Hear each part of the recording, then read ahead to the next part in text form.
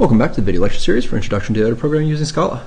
In this video we continue talking about the java.util.concurrent package, and in particular we're going to take what we learned in the last video about executors and actually use it inside of a program. So last time we saw that we can create these executor services. We create them using the executors class, and the advantage of using an executor service, there are two main advantages. One is that we can use different executor services to control exactly how threads are created and when they're created and allow them to be reused. And the other is that we can use this Callable, which has the ability to return a value, which our runnable did not. So I want to come and work on the multi-threading code that we've done previously. And to make this a fairly simple example, I'm going to use our good friend the Fibonacci function, and I'm going to write it, that should be a B not an N, I'm going to write it using recursion because, and this is one of the challenges in teaching parallelism, I want this to be kind of slow. I want to take advantage of the multi-threading. Though we're not really looking at speed up here, still if I write this so it's sequential, this thing happened, or if I write this so that it calculates it in an intelligent way instead of doing this particular problem recursively, it will finish almost too quickly.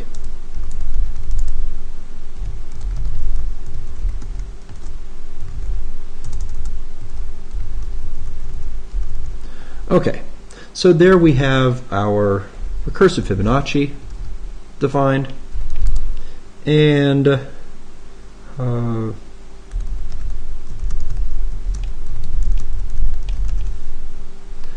then we'll make a method to calculate Fibonacci's with an executor. So let's first start off by making ourselves an executor service. We'll call it ES. Now, what type of thread pool do we want? I'm going to use a new fixed thread pool, and let's say the machine I'm on nicely calculates 4 things in parallel. I need to import that, so I'll hit Control Shift O. It gives me some options for what's executors. I want the ones from java.util.concurrent, and so we get a new import up here.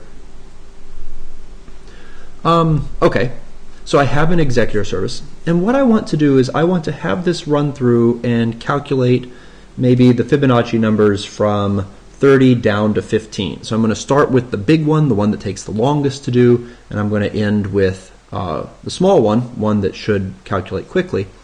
And I want to throw these off and have them done as calls on our executor service. Okay, so for I in 30 to 15 by -1, so we'll count down. I'm going to yield, and what I want to yield is the result of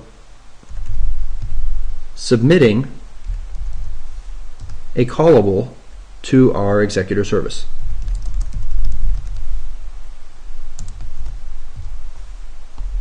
And we'll hit Control Shift O again, and here again there is also a version of this in Scala, but we want the Java version for now. And when you make a callable, it has to have a single method called call. The call method doesn't take any arguments, but it does need to return something. And in fact, the callable type has to take a type parameter.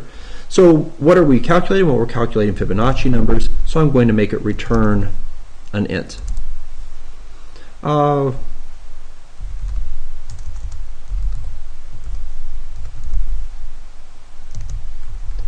So each one of these is going to call submit. It's going to pass it a callable that calculates the ith Fibonacci number, where I runs from 30 down to 15.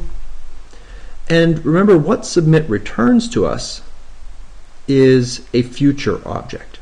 So what can we do with these future objects? And by putting these things inside of a yield in a for loop, I'm actually getting them back. Let's actually give these a name. We'll call it futures. Okay, so what can you do with a future object? Well, you can ask whether or not it's done. You can ask if it's been canceled. You can cancel it. The most important method that we're going to deal with is the get method.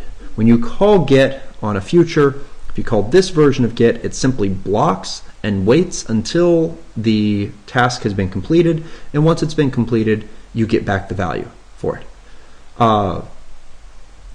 It is also possible to call get so that it has a timeout, so that it will block and wait for a certain period of time, but if the result isn't available after that amount of time, it will continue going with the calculation. We're only going to deal with this first version of get, which simply blocks until the values are completed. And so what I want to do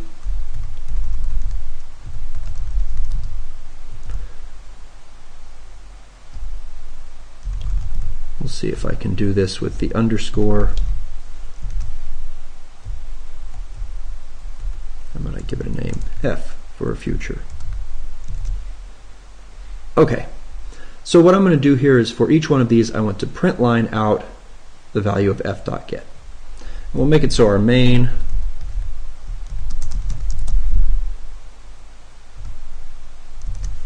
calls this method, the calcfib with executor. And now if we run this, what we should get are the Fibonacci numbers, starting with the 30th Fibonacci number, which is large, and going down to the 15th. Now these are printed in order here because they're not printed, or because that's what this does. It runs through each of the futures and it calls get. This is not printing them in the order in which they are completed. It's printing them in the order in which they were set up in this collection. Another thing to note here, my application hasn't stopped. Okay? It's still sitting here running, and this is because it turns out executor services keep all their threads alive. Remember, this fixed thread pool is keeping its threads alive just in case we need it later. Having the main thread finish, so our main calls here, it goes in, it does this, it prints the results, and then it jumps back out, and the main thread terminates. But this executor service that we created in here is still keeping threads alive. So one of the other methods on the executor service is a shutdown method, where you can tell it, okay, I'm done using you, I don't want you to keep anything alive. And if we include that, now after printing, it terminates.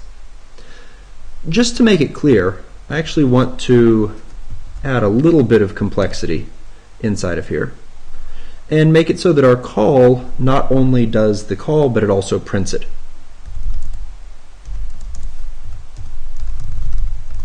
So I'm going to print out the value that was calculated, and then I'm going to return it. So the fact that I have to print it and return it is why I had to put this inside of, or I had to make a val in here. And in addition to doing that, let's do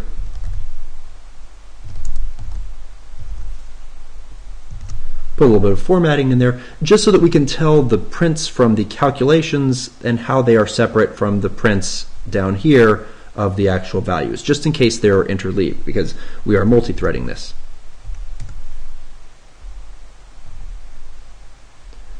And indeed, one of these was interleaved after the first print.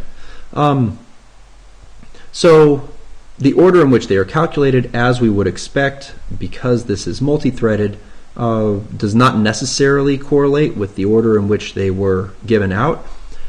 The first one did finish first, but because I made this a fixed thread pool with only 4 threads, these 4 all got queued up. And then after one of them returns, then it can do this one. Then after another one returns, it can do this one.